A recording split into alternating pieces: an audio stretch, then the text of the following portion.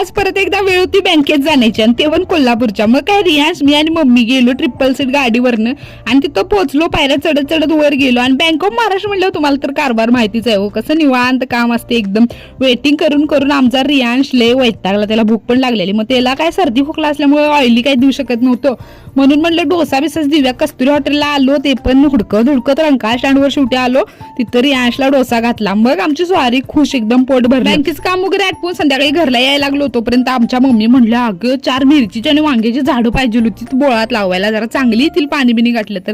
म्हटलं चला मग घेऊया. इथं आलो नर्सरीत, तर इथं बघतोय तर काय विषय, एकापेक्षा एक स्नेक प्लांट आणि वेगळी झाडं रंगीबेरंगी कुंड्यात ठेवलेली. एक नंबर विषय वाटायला बघूनच कुठलंही आणि कुठलं नको असं वाटतं, पण घेतलं नाही कुठलंच. म्हणलं तेवढं हाय तेवढी सांभाळूया, लय घेतली तर लय मेंटेनन्स आपल्याला काय तेवढं जमत नाही. आणि झाडाचं काहीतरी झालं की मग मनाला लागते, त्याच्यामुळे मग मिरची वांगा आणि शेवगा एवढीच झाडं घेतली आणि आलो.